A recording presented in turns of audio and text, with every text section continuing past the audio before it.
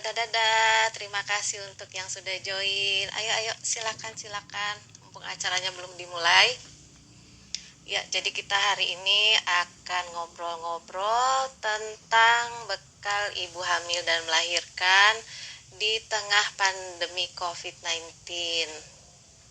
Iya, ini sudah kelihatan ada teman-teman yang saya kenal. Iya, banyak juga lagi yang sedang bergabung. Silakan. Sambil kita menunggu Mbak Ulil menyiapkan materinya. Ya, jadi seperti kita tahu ya, sahabat Selasi, di saat biasa saja hamil dan melahirkan itu adalah sesuatu yang sangat luar biasa untuk seorang ibu. Itu adalah suatu momen, apalagi untuk yang baru merasakannya untuk pertama kalinya. Nah, sekarang bayangkan kalau momen yang luar biasa itu ada di tengah wabah. Itu pasti kita harus double-double mempersiapkannya. Dan keseruannya juga mungkin akan luar biasa. Untuk keseruan ini kita akan ngobrol dengan Mbak Ulil. Halo Mbak Ulil. Mbak Ulil ini adalah seorang fasilitator atau pelatih konseling menyusui senior Sentra Laktasi Indonesia. Juga beliau adalah konselor pemberian makan bayi dan anak juga, fasilitator pemberian makan bayi dan anak juga, dan juga beliau seorang bidan. Dan beliau juga tentunya seorang ibu, sehingga beliau itu tahu banget apa aja sih yang akan disiapkan oleh seorang ibu, apalagi di era pandemi COVID ini, karena beliau juga melayani persalinan ibu-ibu di era pandemi COVID. Nah, untuk mempersingkat waktu, ya silakan Mbak Ulil. Mbak Ulil sudah siap bergabung. Kita tunggu. Nah, ini. Iya, Mbak Ulil. Assalamualaikum, Mbak Ulil. Apa kabar? Gimana puasanya hari ini? Waalaikumsalam, halo Teh Fitra, sahabat Selasi semuanya. Alhamdulillah sehat walafiat. Masih puasa hari ini. Amin. Iya, saya sih udah bocor. Tadi habis ngopi. Mbak Ulil gimana kabarnya? Alhamdulillah sehat. Semoga sahabat Selasi semua dan Teh Fitra juga di masa pandemi ini kita semua sehat selalu ya Teh ya. Masih stay. Amin ya robbal alamin. Iya, ini Mbak Ulil ini kayaknya udah nyiapin materi banyak banget. Jadi mungkin kita mulai aja Mbak Ulil ya. Takut nanti waktunya nggak cukup ya Mbak Ulil ya. Oke, Ya, silakan. Teh Fitra. Jadi waktu dan tempat kami persilakan. Ya, ini tetehku tersayang ini senior di Selasi. Terima kasih Teh. Sesuai dengan tema bincang asik kita hari ini, yaitu tentang panduan bekal ibu hamil dan persiapan persalinan di masa pandemi COVID-19. Jadi menyikapi pandemi COVID-19 ini, teman-teman sahabat Selasi semuanya, rekomendasi yang dipakai adalah sesuai dengan rekomendasi dari POGI dan IBI, yaitu untuk memutus fokusnya dalam pencegahan dan memutus rantai penularan COVID-19 pada ibu hamil, pada ibu bersalin, bayi, dan juga tenaga kesehatan selama kehamilan dan persalinan. Gitu. Jadi, masalahnya adalah dalam masa pandemik ini, Teh Fitra, banyak sekali sahabat-sahabat Selasi di lapangan kita sering dengar ya tentang isu-isu kebidanan, terutama tentang menghadapi COVID-19 ini. Seperti yang Teh Fitra bilang bahwa tidak dalam masa pandemik pun kita menghadapi perubahan dalam kehamilan.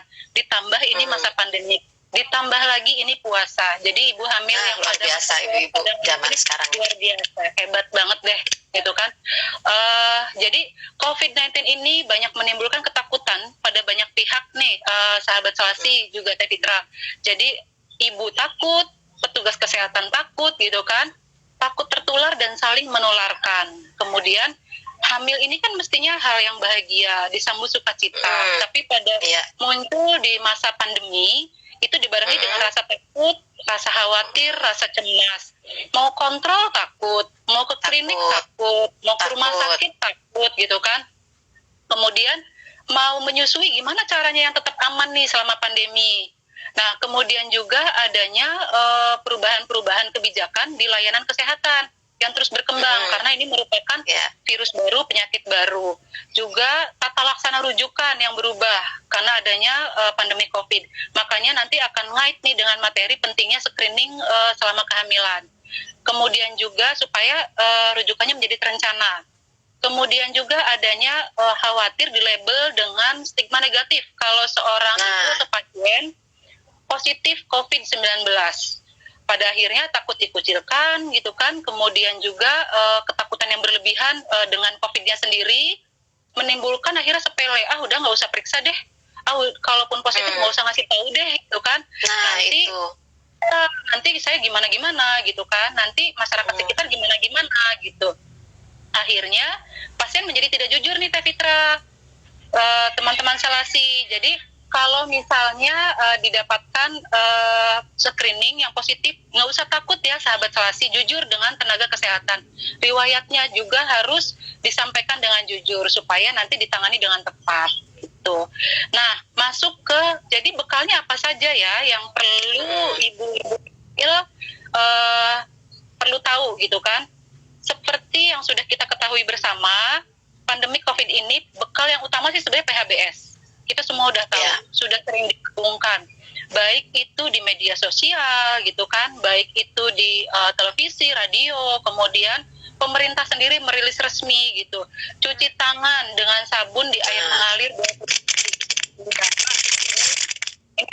dokter rumah sakit langsung deh gitu kan, 6 langkah gitu kan. Nah ini cukup efektif nih sahabat Selasi untuk membunuh virus, bakteri, dan kuman. Kemudian kalau misalnya tidak ada, bisa dengan sedia hand sanitizer berbasis alkohol 70%.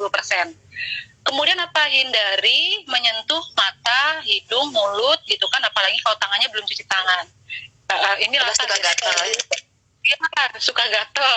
Ini biasanya sebelum pandemi usap-usap hidung tuh seneng banget. Kalau sekarang diingat-ingat dihindari. Kemudian kalau misalnya batuk, bersin, ada keluhan infeksi pernapasan, maka batuk bersinnya pakai etika bersin yang sudah disosialisasi, pakai siku bagian dalam supaya virusnya tidak kemana-mana, ibu-ibu, sahabat Selasi semuanya, jadi nggak menyebarkan virus kemana-mana. Tapi kalau misalnya memang ada keluhan infeksi pernapasan, datang ke rumah sakit. Ada sesak nafas, datang ke rumah sakit, tidak diabaikan di rumah. Kemudian bersihkan dan lakukan desinfeksi secara rutin barang-barang di sekitar kita, apa yang kita sentuh. Nah, hamil itu kan ada perubahan di dalam tubuh ya Teh Fitra, sahabat Selasi. Ada perubahan anatomi tubuh gitu kan, maksudnya fisiologi tubuh gitu. Perubahan ini juga membuat seorang ibu hamil menjadi rentan terhadap risiko kesehatan. Sebisa mungkin hindari kontak dengan orang yang sakit, dengan anggota keluarga yang sakit, terutama kalau ibu hamil punya risiko kesehatan seperti darah tinggi, punya sakit gula, punya asma, kemudian punya infeksi saluran pernapasan yang sudah ada sebelumnya gitu. Guru kita jauh itu ada Dokter Utami Rusli. Dokter Utami. Ya, dan sahabat semuanya yang sudah gabung, terima kasih. Kita lanjut. Kemudian gunakan masker nih, sahabat Selasi. Jangan lupa kalau keluar rumah pakai masker. Jangan lupa. Sebenarnya sih kalau ibu hamil disarankan pakai masker bedah karena posisinya adalah dengan posisi rentan ya. Ibu hamil kan rentan. Kalau tidak hamil dan sehat biasa pakai masker kain. Tapi kalau ibu hamil mungkin diusahakan pakai masker bedah. Tapi kalau memang tidak ada keperluan apa-apa ya mending di rumah sih, stay at home aja gitu. Karena semua sekarang sudah bisa diunduh di rumah ya Teh. Sahabat Selasi semuanya sudah bisa dilakukan melalui rumah. Ini aja ngobrol-ngobrol, seminar aja bisa di online sekarang kan. Jadi nggak usah keluar rumah ya Mbak Ulil ya. Betul, simsalabim semua bisa dari rumah. Nah, kemudian bekal apa lagi? Nah, ini yang urgent. Terus kalau saya mau ke rumah sakit, mau ke klinik, mau kontrol hamil bagaimana? Saya takut nih mau keluar rumah gitu kan, virus di mana-mana, takut gitu. Jadi Permenkes kan mengeluarkan aturan kebijakan ANC 4 kali, dan ini memang sebelum pandemik juga sudah 4 kali minimal. 1 kali trimester 1, 1 kali trimester 2, dan 2 kali trimester 3. Nah, pada masa pandemik ini yang minimal ini kemudian digunakan. Kemudian dari POGI di trimester 3 itu lebih dipersering 1 minggu sekali karena memang sudah masuk persiapan persalinan. Kenapa di trimester 1 dan 2 itu hanya 1 kali? Nah, ini sahabat Selasi.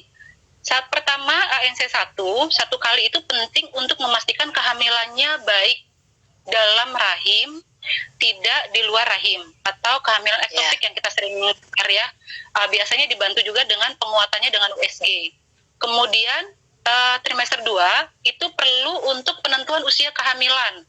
Kemudian juga untuk melakukan tes lab rutin dasar. Sebelum pandemik ini sudah dilakukan.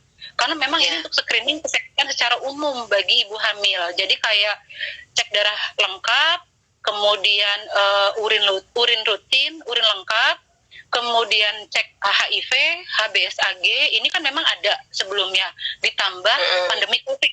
Jadi dilengkapi dengan mungkin screening untuk COVID, seperti kalau rumah sakit kebijakannya mungkin bertahap. Ada yang dengan rapid test, mungkin Teh Fitra juga yang orang rumah sakit tahu banget hal ini. Ada rapid test, kemudian nanti naik ke ronsen torak atau CT scan, kemudian kalau memang ada ditemukan kecurigaan lanjut, PCR, gitu kan ya.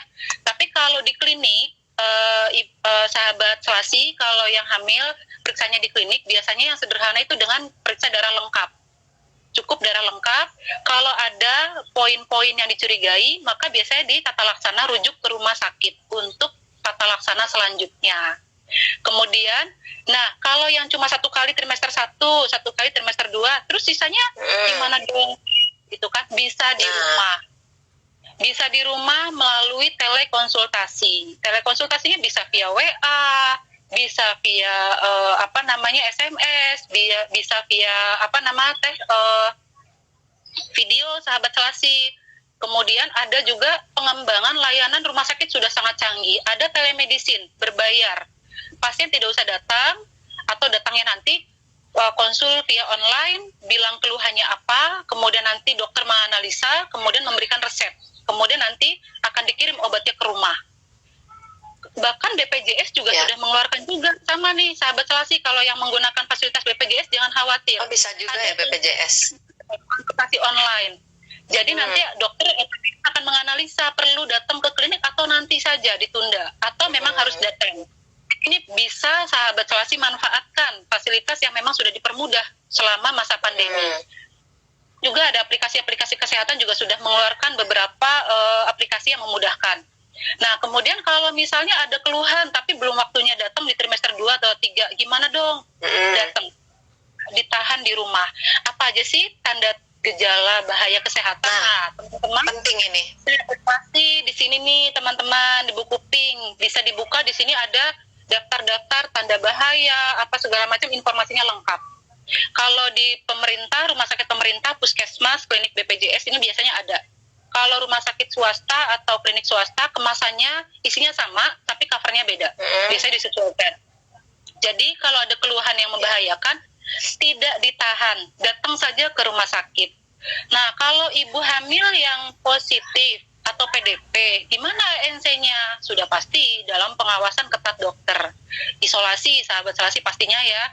Kemudian dokternya atau tenaga kesehatannya akan memantau dengan ketat 2-4 minggu untuk memantau pertumbuhan janin, kemudian juga kondisi ketuban. Yang jelas sih kalau mungkin Teh Fitra lebih paham sebagai dokter ini di sini, COVID-19 tidak ditularkan selama dalam rahim ke janin. Tidak ada penularan sahabat Selasi melalui plasenta, ketuban, darah, tali pusat gitu kan, bahkan ASI. Tidak ditularkan melalui ASI, tetapi melalui droplet pada saat bayinya lahir, gitu kan, melalui pernafasan kalau ibunya menyusui. Oke, lanjut ini tentang ANC, masih ada kaitan.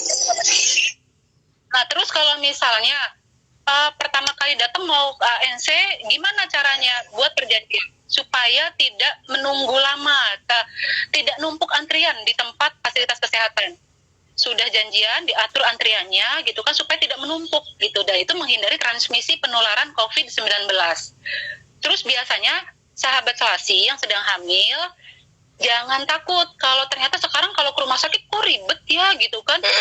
Ya, banyak ditanya-tanya gitu, karena memang sekarang musim pandemi itu ada penapisan khusus yang disebutnya dengan IWS atau Early Warning System COVID-19, atau kita kenal dengan sistem scoring. Ini saya juga dapat referensi banyak baik dari yang resmi maupun dari teman-teman di pelayanan gitu kan. Jadi begitu datang teman-teman akan ditanya nih, ada triasenya, ditanya-tanya tentang riwayat kesehatan. Biasanya pernah riwayat kontak nggak dengan orang yang beresiko? Kemudian umurnya berapa, jenis kelaminnya apa, ini yang memang punya risiko tinggi terhadap transmisi COVID. Kemudian ada riwayat demam nggak?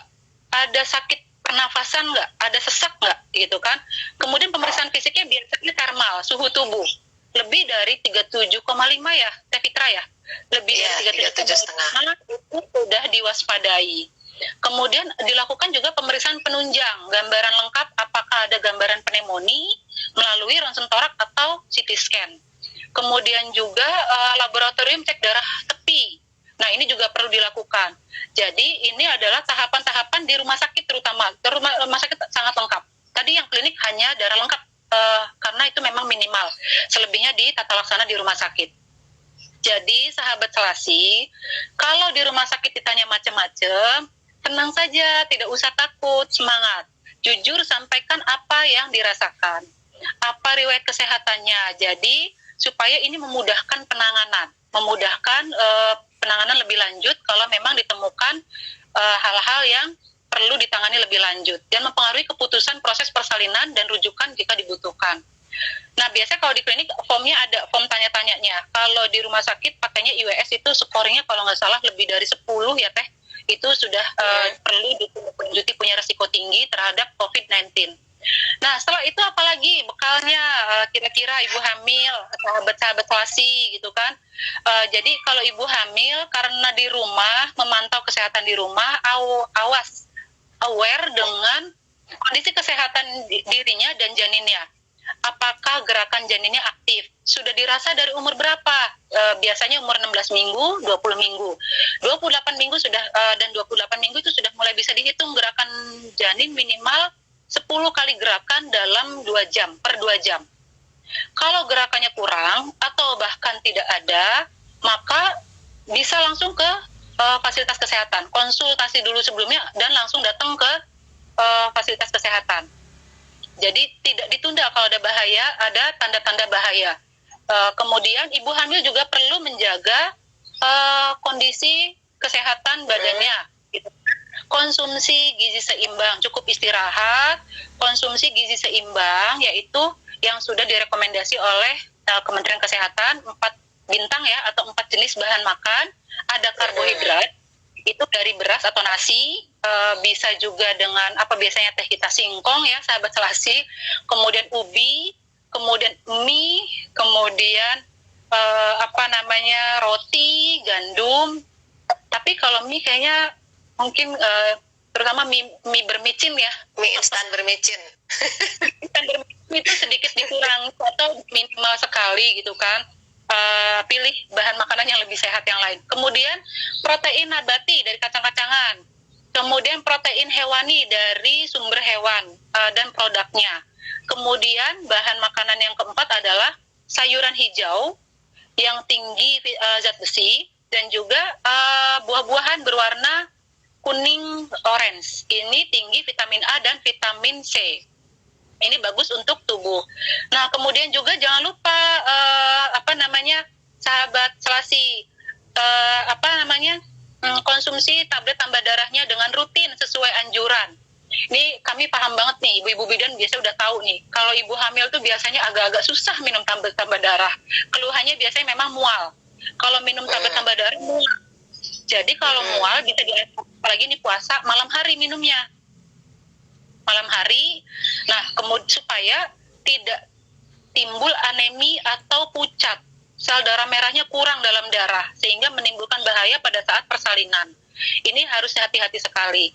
Nah, kemudian sahabat Selasi yang sedang hamil juga semuanya berdayakan diri dengan lebih positif di rumah. Bisa dengan senam hamil sendiri gitu kan. Kemudian dengan yoga, kemudian dengan misalnya dengan aerobik atau pilates gitu kan, peregangan mandiri. Yang penting hati-hati dan biasanya dipandu bisa dengan bidannya. Kalau dari rumah sakit suka ada komunitas, mungkin ada grupnya bareng-bareng gitu kan, atau dengan teman-teman doula yang biasanya luar biasa sangat sabar dan detail sekali mendampingi ibu bersalin, ibu hamil kemudian juga bisa dengan YouTube. Sekarang bisa diakses via YouTube, internet. Yang penting hati-hati melakukannya. Kenapa melakukan sendiri? Jelas, karena selama pandemi, kelas hamil, kelas laktasi, senam hamil ditiadakan dulu karena meningkatkan transmisi penularan COVID. Itu semua informasinya ada di dalam lagi-lagi buku pink. Jadi buku pink ini wajib punya kayaknya nih ya Mbak Ulil. Edukasi ini penting sekali, baca-baca di sela-sela waktu iseng ini penting sekali. Nah kemudian sahabat Selasi, satu hal lagi adalah kalau ada yang sayang piutang, minimal kontak dulu deh selama hamil. Minimal kontak karena memang khawatir ini mempertinggi risiko penularan COVID. Misalnya kelelawar, mungkin nggak sih Teh melihara kelelawar? Enggak. Melihara kelelawar ya. Siapa tahu ya ada yang unik gitu hobinya melihara binatang-binatang unik. Melihara, iya. Jadi melihara tikus, melihara musang. Misalnya nemu kelelawar mati. Nah, ini perlakuannya bagaimana? Ibu hamil lagi di jalan nemu kelelawar mati atau dekat rumah gitu. Perlakuannya gimana yang aman? Ada tikus atau musang. Kemudian juga hewan-hewan lain yang dicurigai membawa COVID-19. Ini perlu hati-hati dan hindari pasar hewan. Kecuali mau beli ayam potong, dan itu juga cukup ya online aja. Pesen via online, pesen ayam potong ya buat masak di rumah sahur sama buka puasa. Jadi hindari dari pasar hewan.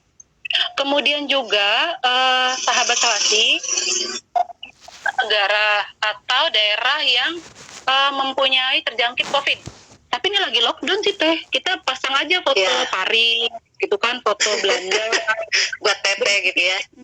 Betul. Nanti kalau udah ada waktu kita terbang deh ke sana gitu kan sambil nabung gitu kan. Iya. Sekarang dipakai nabung dulu aja. Iya betul. Bahkan yang lokal saja kita nggak boleh. Untuk mudik kita nggak boleh. Betul. Apalagi ini sudah PSBB. Hati-hati, jangan memaksakan diri. Ingat kesehatan kita dan ingat kesehatan orang yang akan dikunjungi. Belum waktunya habis untuk isolasi 14 hari di sana, 14 hari di sini. Nah jadi kapan jalan-jalannya ya? Jalan-jalannya isolasi juga gitu kan. Jadi stay at home gitu. Nah kemudian pasti ibu hamil ini kan pengen nih, gimana selama hamil kalau semuanya dibatasi, saya pengen dong ngobrol tentang ASI gitu kan, persiapan menyusui. Bisa sahabat Selasi. Jadi kan kalau ada namanya 7 kontak menyusui, itu tetap sahabat bisa melakukan kontak menyusui ini pada kapan saja. Kan ada kunjungan konsultasi langsung tuh di ke trimester 3. Bisa diambil di kehamilan 28 dan 36 minggu. Tetap ini bisa pada saat konsultasi langsung, tapi memang kemudian pada saat konsultasi langsung ya, tapi tetap dengan menjaga proteksi diri. Artinya pada saat konsultasi memang dipisahkan ruangannya dari perawatan orang sakit. Kemudian yang masuk ke ruang konsultasi hanya ibunya saja, penunggu di luar. Kemudian memang batasi waktu berbincang, tidak lama-lama, yang poin-poinnya saja. Kemudian kalau ada yang masih tidak jelas, bisa dilanjutkan via online. Nah, kemudian kontak selanjutnya masih bisa saat langsung adalah saat bersalin, yaitu IMD. Itu juga masih dilakukan untuk menyusui. Kemudian pada pasca bersalin, ini juga masih ketemu sama konselornya, sama bidannya. Nah, setelah ya itu tadi ya, dengan proteksi diri, cuci tangan, jaga jarak, masker gitu kan, tidak berlama-lama bicara, lanjut via online. Nah, kemudian apalagi? Nah, yang di kontak selanjutnya itu di hari ke-7, hari ke-14, kalau tidak ada yang urgent sekali bisa via online. Via HP, via video call gitu kan, karena memang batasi seminimal mungkin. Nah, di hari kontak ke-7, di hari ke-39 memang datang langsung tuh, ada kontak langsung lagi, konsultasi langsung, karena kebetulan bayi juga waktunya imunisasi BCG. Betul, tetap dengan proteksi diri yang baik gitu kan, masker, cuci tangan, jaga jarak gitu kan, melakukan yang memang perlu dan penting. Apa saja sih sebenarnya dibicarakan pada saat kontak menyusui ini? Banyak. Sahabat Selasi bisa konsultasi dengan bidannya atau konselor laktasi tentang apa? Pentingnya ASI, kemudian IMD, kemudian bagaimana sih rawat gabung, apa badan-badan, kita gimana cara ngenalin tanda lapar bayi, bagaimana posisi dan pelekatan menyusui yang baik, yang supaya tidak lecet gitu kan. Kemudian apalagi bagaimana cara memerah ASI dan lain-lain. Ini bisa dilakukan pada saat kita melakukan kunjungan antenatal. Itu adalah beberapa poin pada saat kita hamil, Teh Fitra, sahabat Selasi semuanya. Beberapa poin bisa dijadikan acuan atau panduan atau rekomendasi. Karena itu juga mengacu dari POGI, dari IBI, dari IDAI gitu kan, juga WHO. Nah, sekarang kita lanjut pada bersalin. Nah, kalau bersalin gimana di masa pandemi ini? Pasti ada ketakutan. Nah, ini dong. pas banget nih, sekalian ada yang nanya nih dari DF Queen Rista, bagaimana tata laksana bayi baru lahir ketika masih di rumah sakit? Nah, ini pas lagi timingnya lagi mau dijelaskan sama Mbak Ulil. Ya, silakan Mbak Ulil. Sekalian. Namanya ya. Betul, jadi panduan ibu bersalinnya gini, pada saat pandemi pasti ada ketakutan. Saya lagi di rumah sakit apa di klinik? Terus yang nunggu siapa? Nih, boleh rombongan atau berapa orang gitu kan. Jadi rekomendasi selama musim pandemi bersalinnya adalah di fasilitas kesehatan, baik di klinik maupun di sakit. Kalau misalnya di rumah, boleh-boleh saja manggil bidan kalau tidak pandemi. Kalau pandemi beresiko tinggi, boleh saja, bisa saja, tapi karena bisa nggak dipastikan pasiennya negatif COVID, bidannya atau ya kalau ada dola negatif COVID. Kemudian belum nanti kalau di rumah pun biasanya yang nungguin, yang nyorakin, yang nyemangetin berkerumun. Itu beresiko. Jadi mendingan di fasilitas kesehatan. Kemudian fasilitas supaya lebih nyaman dan ini mencegah transmisi penularan tenaga kesehatan, juga mengurangi angka kematian ibu, bayi, dan ibu jangan lupa nih, Selasi kalau lagi hamil karena saking paniknya lupa deh apa aja yang mesti dibawa. Bawa buku KIA-nya. Bawa syarat-syarat administratif yang dibutuhkan, seperti misalnya KTP. Biasanya kan ditanya nih, KTP. Kalau yang BPJS, BPJS-nya dibawa kartunya. Kemudian kalau yang masih swasta bawa. Supaya tidak merepotkan, udah nyampe klinik balik lagi gitu kan. Juga perlengkapan bayinya bawa. Kadang-kadang suka lupa saking buru-buru, tas bayi ketinggalan gitu kan, itu bawa. Kemudian kalau misalnya untuk menurunkan risiko COVID juga kan ada ibu yang tidak di screening tapi udah keburu datang. Ini gimana? Kita perlakukan semuanya resiko tinggi. Jadi semua ibu bersalin klinik maupun di rumah sakit itu menggunakan masker. Jadi ibu harus mau sahabat-sahabat Selasi yang sedang hamil dan bersalin, kalau disuruh pakai masker itu memang sudah protokol. Bahkan kalau kita di klinik kalau ada pakainya N95. N95. Nah, tapi N95 ini kan susah ya, Teh Fitra ya. Susah banget ya, kita orang rumah sakit deh. Mahal lagi. Jadi akhirnya pakai masker bedah, double 2 masker bedahnya. Ini untuk mencegah komplet, karena pada saat lahiran kan teriak-teriak, atur nafas gitu kan. Iya, teriak-teriak, kemudian atur nafas, kemudian tiup nafas itu droplet banget. Berbagai bagian maupun dokter yang menolong persalinan. Jadi pakai masker. Menolong juga biasanya lengkap APD-nya. Kalau ibu yang sudah melakukan screening COVID dan hasilnya negatif, aman, insya Allah. Bisa lahir di klinik bahkan gitu kan. Tapi ingat sahabat Selasi, senormal-normalnya persalinan, ada hal yang di luar nalar kita, di luar ekspektasi kita, di luar perkiraan kita, ada tiba-tiba penyulit persalinan. Kita berhati-hati dengan rujukan. Ya ini makanya jururan diperlukan supaya kalau yang tidak terduga dirujuk, kita sudah yakin nih bahwa diri kita aman gitu kan. Dicek lab juga mudah-mudahan aman. Makanya screening hamilnya juga harus lengkap gitu. Supaya pada lain juga ada rujukan yang tidak terduga lancar. Kemudian tuh ada Umu Farhan nanya, jadi ngedernya pakai masker juga ya nanti? Iya benar, pakai masker ya Bang. Jadi pakai masker karena kan aman ya untuk semuanya. Nah kemudian kita lanjut sahabat Selasi. Nah kalau misalnya kalau sudah ketahuan beresiko, pasti ibu hamil itu akan dirujuk untuk persalinan rencana di rumah sakit.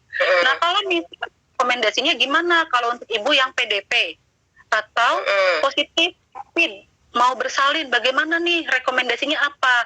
Dari POGI itu persalinannya di rumah sakit, mau nanti normal atau sesar di rumah sakit, karena memang harus ada prosedur khusus, protokol khusus.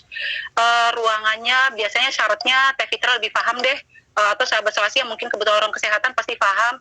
Tekanan kamar tindakan atau kamar operasi tekanan negatif, yang nolong baju APD-nya harus level 3 yang lengkap gitu kan. Baju astronot. Ini untuk PDP atau yang konfirmasi positif ya, ini harus di rumah sakit. Jadi memang yang tadi nyambung tuh, screening yang lengkap, kejujuran yang apa adanya, itu akan sangat membantu penentuan proses persalinan. Nah kemudian IMD-nya bagaimana sahabat selasi gitu kan, boleh nggak gitu kalau untuk pasien yang PDP, ibu yang PDP atau ibu yang dengan konfirmasi positif. Nah kalau yang ibu yang PDP atau konfirmasi positif tetap bisa dilakukan. Kalau dari POGI ada sedikit pendapat dari POGI disarankan tidak dilakukan IMD karena khawatir transmisi yang tinggi dari ibu ke bayi, droplet gitu kan. Tapi kalau dari WHO dan IDAI tetap boleh IMD karena itu sebenarnya nilai positifnya lebih banyak ya. IMD itu menghangatkan bayi, nyaman gitu kan, menstabilkan pernafasan bayinya gitu. Ibunya juga seneng lihat bayinya, meningkatkan imunitas bayi maupun ibunya gitu. Jadi kalau WHO dan IDAI boleh, tapi dengan protokol COVID yang ketat. Protokol COVID-nya harus tetap pakai masker bedah atau N95 gitu kan, dan memang bersih, cuci tangan dan yang lain. Dan bayinya sudah dibersihkan dari kemungkinan besar penularan kan droplet sama katanya sih ada pendapat dari produk pencernaan ibu kayak feses waktu lahir. Nah itu bayinya sudah dibersihkan, ditaruh di dada ibu sudah dibersihkan. Jadi insya Allah bisa. Nah, kemudian panduan postnatal atau masa nifasnya bagaimana di masa pandemi? Nah, kita lanjut nih ke masa postnatal dan artinya menyusuinya ya Teh ya, sahabat selasi. Jadi, kalau sampai saat ini, seperti yang tadi sudah disampaikan dan sudah banyak sekali artikel yang rilis bahwa tidak ada transmisi atau vertikal antenatal ibu ke janin selama dalam rahim. Baik itu melalui plasenta, darah, tali pusat, cairan vagina. Jadi nggak usah takut. Bahkan melalui ASI juga tidak. Transmisinya adalah melalui aerosol, droplet gitu kan. Dan tadi ada produk pencernaan ibu pada saat bersalin. Jadi ibu cukup gunakan masker menyusuinya, masker bedah. Kemudian bayi yang lahir ibu dengan PDP dan dikonfirmasi positif COVID-19 gimana? Tetap disarankan untuk dilakukan screening apakah bayinya terinfeksi atau tidak, terpapar atau tidak. Cuma gini Teh Fitra, aduh saya menyentuh mulut, bukan contoh yang baik, maaf ya. Udah cuci tangan tapi kan ya sebelumnya. Cuci tangan, nanti saya cuci tangan lagi. Nah, jadi kalau misalnya ibunya positif, bayinya, tapi ada berita Teh Fitra, berita baik sekali di persahabatan ada 4 ibu yang positif COVID, bayinya negatif gitu. Jadi alhamdulillah, alamin. Kalau semuanya terpantau dengan baik, semuanya terpantau dengan baik, insya Allah hasilnya juga baik. Insya Allah, jadi tidak usah takut bayinya tertular karena di Rumah Sakit Persahabatan sudah terbukti 24 bayi itu bebas COVID dengan ibu yang positif. Baca Teh Fitra di Wuhan juga ada bayi-bayi yang lahir di sana juga negatif bayinya. Nah kemudian kalau bayi yang lahir dari ibu yang terkonfirmasi positif atau PDP, kan perlu pengawasan nih, ini virus baru, penyakit baru, yang masih terbatas informasinya, tapi berkembang terus gitu kan, belum ada vaksinnya. Terus bagaimana kalau ibunya perihal perawatan bayinya? Ini perlu dikonseling, perlu disampaikan dengan cermat gitu kan.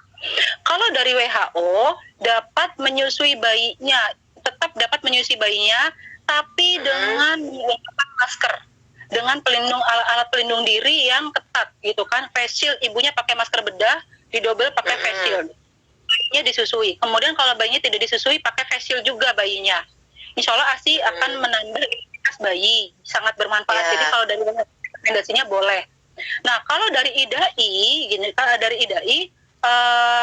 pasca persalinan, PDP atau ibu terkonfirmasi itu ada saran untuk diisolasi sih, dijauhkan dulu ibu dari bayi. Tapi memang ini ini untuk persetujuan dulu, butuh persetujuan ibu dan tenaga kesehatan, ada persetujuan. Kalau misalnya ibunya setuju dipisah, maka ibu diajarkan cara memerah ASI, cara pemberian ASI perah nanti dengan sendok atau cangkir gitu kan. Kemudian kebersihan botol, tempat penampung ASI-nya juga harus dipastikan betul-betul, juga dukungan psikososial untuk ibunya. Tapi kalau ibunya tidak bersetuju langsung, protokol proteksi diri yang ketat. gitu kan. Nah, kalau ada pasien yang tidak OTG tanpa gejala dan ODP itu bisa terus tetap menyusui langsung dengan proteksi masker, cuci tangan, tidak menyentuh barang-barang dan cuci tangan desinfeksi area-area yang memang sering kita sentuh gitu. Jadi kalau dari kita seperti itu. Kemudian kalau tadi pada ibu yang sempat diisolasi, begitu bayinya kan di swab juga nih tuh, kita baca rekomendasinya itu bayinya di swab di hari pertama dan hari ke-14 pada ibu yang konfirmasi positif. Kalau yang PDP tidak usah di swab. Tapi nanti begitu ibunya sudah dinyatakan negatif gitu kan, sudah swab negatif, maka siap-siap nih yang konselor akan adanya relaksasi. Ibunya Relaksasi. perlu relaksasi karena kan sempat bayinya dipisahkan. Siap-siap tempat konselor siap siaga untuk membantu ibu-ibu yang membutuhkan bantuan menyusui. Gitu Teh Fitra. Nah, kemudian kalau tadi ya ibu yang tetap kekeh nih, walaupun sudah disampaikan, sudah diinform konsen bahwa lebih baik dipisahkan dulu, tapi tetap mau menyusui dan merawat bayinya sendiri, maka gimana? Kan pasti ada lakukan khusus dong. Maka segala upaya sudah menerima lengkap informasinya dan memahami potensi risiko terhadap bayi. Ibu dan bayi harus diisolasi dalam satu kamar selama di rumah sakit. Nah, ada tindakan pencegahan yang disarankan biasanya. Kalau bisa sih ada inkubator di dalam kamar ibu. Jadi bayi taruh di inkubator kalau tidak menyusui. Atau kalau tidak di inkubator, jauh jaraknya 1 meter gitu kan dari ibunya. Sedia jauh-jauhan ya dari bayi. Gitu kan. Kemudian kalau memang waktunya menyusui ya susui, ibunya tetap pakai masker, pakai face shield. Jadi bayinya dipakaikan face shield. Tetap jaga jarak, tetap cuci tangan, tetap pakai masker, tetap desinfeksi area-area sekitar. Kurang lebih sih tambahannya seperti itu. Jadi tetap bisa ya. Jadi itu yang bisa disampaikan terkait dengan bagaimana bekal selama hamil, persalinan, dan juga bayi selama musim pandemi ini. Jadi sahabat Selasi, memang ini menakutkan bagi kita, tapi ada yang disebut dengan ini suatu kondisi normal yang baru. Kita lama-lama terbiasa menjadi kondisi normal. Pakai masker, cuci tangan, jaga jarak gitu kan, itu akhirnya menjadi suatu kondisi yang normal bagi kita.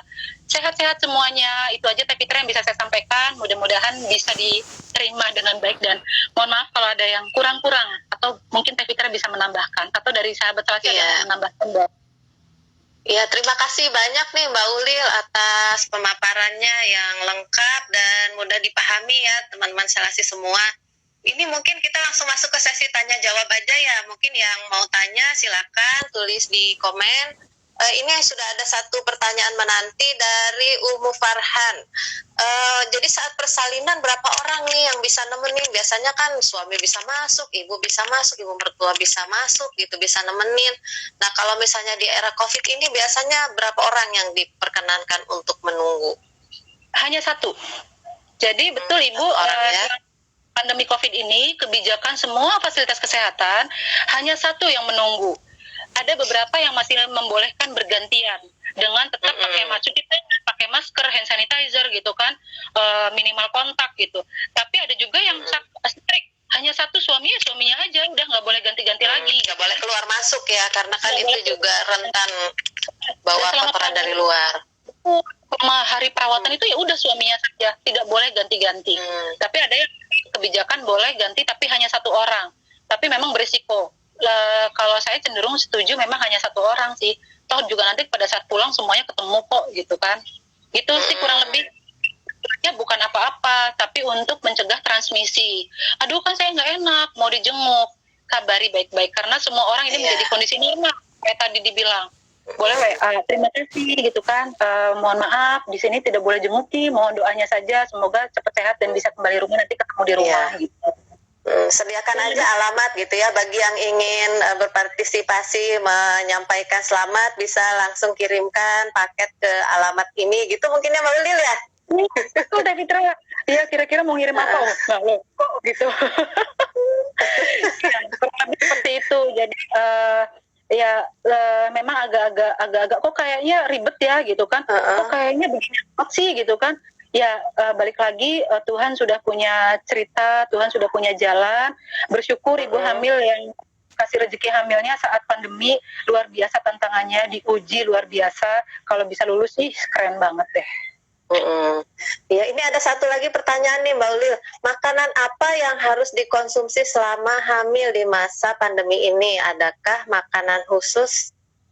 Nah, itu kira-kira gimana tuh? Tadi sudah sempat disinggung ya, sahabat Salasi, Teh Fitra.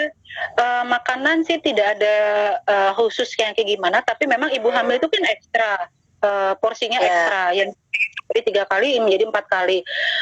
Jenisnya apa? Yang tadi sudah direkomendasi juga oleh Kementerian Kesehatan, bahwa tentang 4 jenis bahan makan. Nasi, kemudian karbohidrat, makanan pokok, karbohidrat, bisa nasi, bisa mie, bisa kok mie mulu yang disebut ya Teh? Iya, mie belum kayaknya Mbak Ulil lagi puasa pasti ya terbayang-bayang mie goreng, mie kuah. Kemudian sagu, roti, gandum, singkong, ubi. Nah itu sumber makanan karbohidrat, sumber energi. Kemudian protein hewani, itu sumbernya dari hewan, mau daging ayam, daging ikan, apa saja, udang, selama tidak ada alergi, tidak ada pantangan, apa saja boleh. Kemudian juga tadi protein nabati dari kacang-kacangan. Kemudian sayuran hijau yang tinggi zat besi dan tinggi serat. Kemudian juga ditambah tadi buah-buahan yang berwarna orange dan kekuningan, tinggi vitamin A dan vitamin C. Ini sangat cukup bagi ibu hamil. Cemilannya diganti yang sehat. Buah-buahan boleh. Apalagi ya Teh yang cemilan sehat itu, sahabat Salasi, kira-kira cemilan sehat. Jadi di sela-sela makan besar juga cemilannya diganti yang lebih sehat. Jadi kalau ada ibu hamil yang nggak doyan makan, sabar ya, terutama yang hamil muda. Seperti itu. Disiasati dengan porsi kecil tapi sering. Porsi kecil, kalau makan banyak muntah, sabar. Tapi dengan komposisi atau porsi yang seperti yang tadi. Sarannya seperti itu. Dan vitaminnya dari tempat selama kontrol itu diminum. Jadi hiasan di lemari gitu kan. Tambah darahnya, vitamin yang lainnya itu diminum. Gitu. Iya, terus gini Mbak Ulil, satu lagi.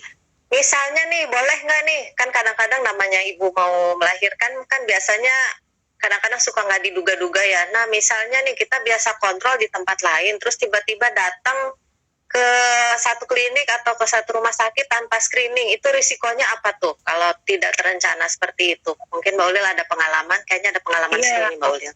Iya, itu dilematik banget. Artinya gini, ditolak, kok kayaknya nggak manusiawi gitu kan, diterima beresiko tinggi gitu kan, kita nggak pernah tahu nih, pernah kontrol gitu kan, tidak ada catatan riwayat apa di kita. Kalau persalinannya normal gitu kan, kita perlakukan dengan masker dan yang lain oke. Tapi tiba-tiba ada penyulit. Terus tiba-tiba ada data yang teman sahabat Salasi atau Bumil tidak jujur dengan kita. Misalnya ternyata pernah kontak. Terus ternyata ada sakit demam tapi nggak ngomong, ada sakit batuk tapi nggak bilang gitu kan, atau suaminya kerjanya keluar tapi nggak ngomong gitu. Terus tiba-tiba ada penyulit persalinan nih, perlu dirujuk. Ya Allah, rujukannya, tata laksana rujukan itu ya curhat. Ini curcol ini Mbak Ulil karena pengalaman pribadi. Tata laksana rujukannya juga luar biasa. Makan kesabaran, effort juga, usaha. Kita kasihan dengan ibu, ini emosi juga gitu kan, gitu kan, aduh kok gini banget sih gitu kan, di pingpong gitu. Saya sendiri pernah ngalamin gitu kan, merujuk pasien yang awalnya nggak paham dengan screening gitu. Pada akhirnya dari pengalaman itu akhirnya sekarang screening ketat gitu kan, karena ternyata begitu dirujuk rumah sakit atau provider memang akan menangani tapi tidak langsung menangani. Mereka akan meng-screening dulu, bebas COVID nggak, negatif COVID nggak. Berapa lama coba prosesnya? Satu rumah sakit bisa 1 jam, itu paling cepat. Paling tidak 2 jam. Kalau ia negatif ditangani, kalau ternyata ada kecurigaan, rujuk lagi ke rumah sakit lanjutan yang memang menangani COVID, kasus COVID. Karena rumah sakit provider awal biasanya menolak, nggak mau dia menangani, beresiko kan mungkin gitu kan. Kesel dengan provider iya, tapi juga memahami memang begitulah regulasinya. Semuanya beresiko, semuanya parno. rumah sakit Parno, perawat dokter Parno, bidanya Parno, artinya Parno. Lihat pasiennya kesakitan kita kesel. Aduh, gini amat sih merujuk berkeringat dari rumah sakit gitu kan. Makanya sahabat Selasi, tolong kontrol dengan tepat, dengan benar, jujur gitu kan. Ikuti prosedur fasilitas kesehatan supaya memudahkan pada saat persalinan dan kita semua dipastikan memang sehat gitu. Gitu Teh. Jadi perlu terencana gitu ya. Itu rencana. Karena kalau sudah ditemukan resiko di awal, merujukan mudah, merujukan terencana itu lebih mudah. Ibu tidak kesakitan, ibunya tenang, dirujuk juga tetap di poli gitu kan, masih screening lanjutan gitu. Toh kalau memang nanti resikonya ternyata bebas dari rumah sakit, oh ini udah fine aja nih, boleh balik lagi ke klinik, lahir klinik. Jadi tolongan tidak gambling, nggak usah lah, ntar juga kalau datang ke tempat praktek juga akan ditolong. Please, sahabat Selasi semuanya, kita sama-sama menjaga kesehatan. Jangan nekat. Ya, mungkin ada satu lagi nih pertanyaan terakhir. Ini untuk imunisasi bayinya, dipending dulu atau ikut jadwal ya Bu?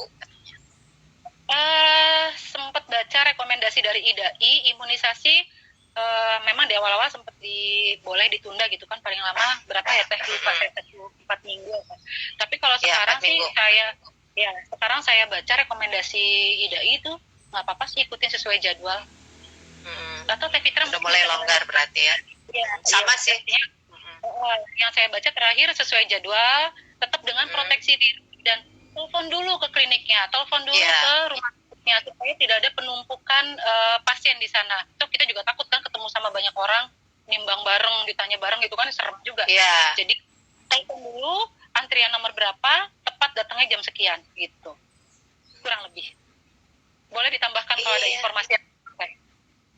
Iya, mungkin dari teman-teman ada yang mau nambahin Kak, silakan diketik di komen. Kalau boleh nih, terima kasih banyak loh Mbak Ulil untuk materinya yang udah komplit banget ya. Mungkin sekarang kita masuk ke kesimpulan, kalau boleh nih saya simpulkan dari apa yang diobrolin dengan Mbak Ulil tadi. Mungkin poin-poin pentingnya seperti ini ya Mbak Ulil, nanti tambahin kalau ada yang kurang ya. Jadi untuk yang harus diperhatikan pada saat pandemi COVID-19 oleh ibu hamil, bersalin dan menyusui, yang pertama, jaga asupan makan dengan baik, cukup istirahat, jaga kebersihan dan rajin cuci tangan. Jika perlu ke fasilitas kesehatan atau keluar atau kemana, gunakan masker. Jaga jarak aman dan saat diperiksa pendamping tunggu di luar ruang periksa.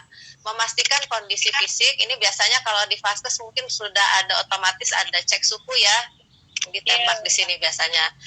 Dan tidak ada demam atau batuk atau sakit menelan. Nah kalau misalnya ditanya ternyata ada nih gejala-gejala yang dirasa atau ada kontak, jangan lupa selalu jujur saat ditanya tentang riwayat kesehatan. Jadi misalnya ada demam dalam 2 minggu, biasanya pertanyaannya dalam rentang 2 minggu, ada demam, ada batuk, sakit menelan, sakit tenggorokan, ada sesak, apalagi itu jangan lupa untuk disampaikan. Juga kalau misalnya mungkin habis bepergian juga ya dari tempat yang memang zona merah COVID, itu juga perlu diinformasikan.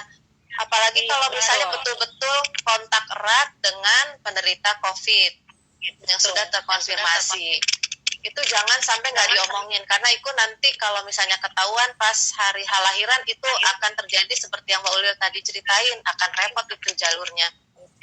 Nah kemudian ribet.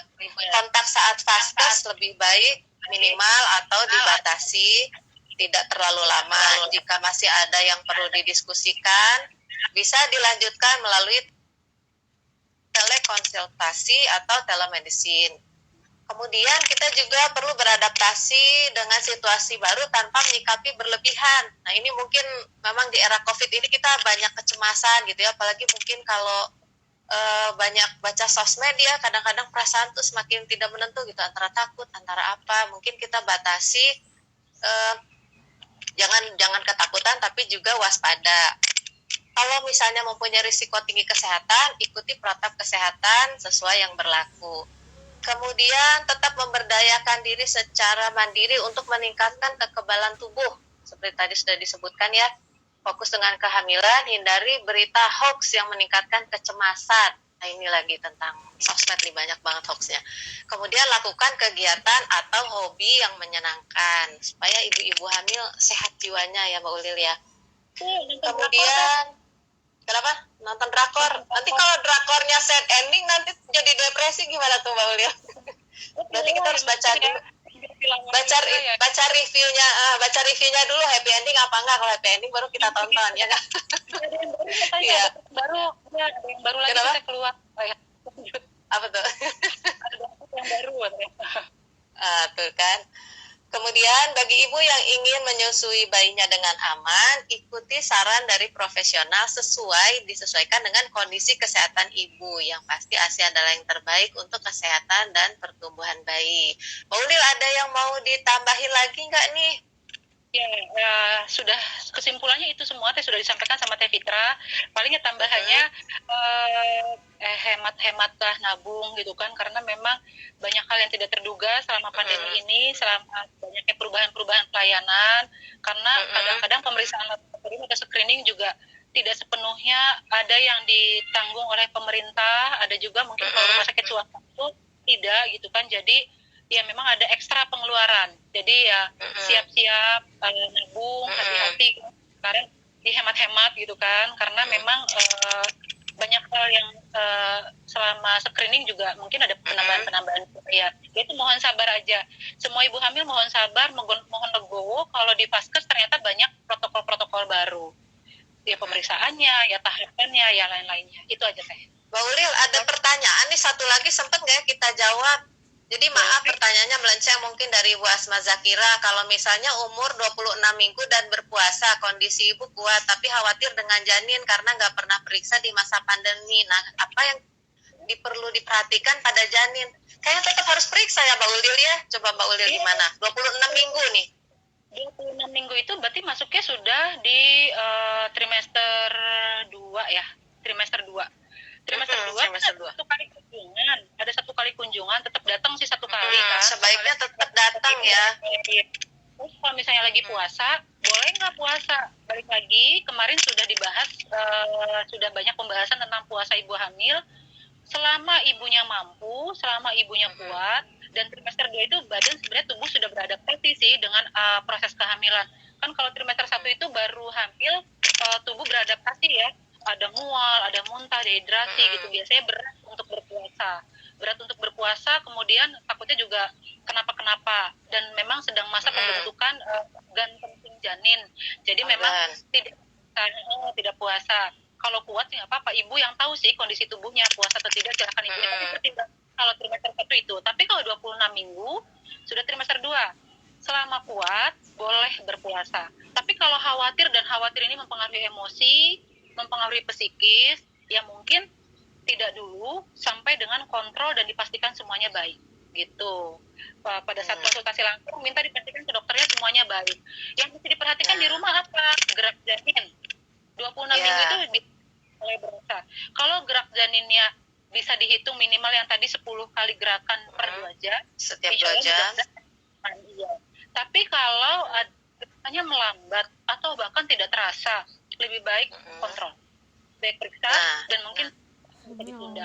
Islam itu memberikan kemudahan, memberikan rukhsah. Berarti apalagi ibu hamil dan menyusui, jadi nggak apa-apa, nggak puasa dulu gitu. Tentang bagaimana penggantiannya sudah banyak referensi literatur agama yang bisa dilihat lagi gitu. Kurang lebih teknik jawabannya. Semoga bisa. Ya, ini mungkin mengingatkan lagi aja, tadi kan Mbak Asma nanyakan apa yang perlu diperhatikan pada janin. Tadi mungkin tanda-tanda bahaya itu udah disebutkan belum ya Mbak Ulil? Tanda-tanda bahaya. Tanda bahayanya yang selain tadi ya gerak janin bergerak gitu kan. Ada sakit kepala enggak? Ada lemes sakit kepala hebat. Lemes banget, keluar darah gitu kan. Perdarahan banyak. Apalagi kalau ditambah ada riwayat darah tinggi, itu memang harus kontrol. Darah tinggi. Puasanya ya sementara ditunda dulu atau nunggu konsultasi dengan dokter dulu gitu. Ya. Gitu, jadi atau mungkin kejang juga ya Mbak Ulil ya. Kalau ada kejang, kemudian kalau kontraksi. obat-obatannya juga, vitaminnya juga. Kontraksi juga sama. Ya, kontraksi.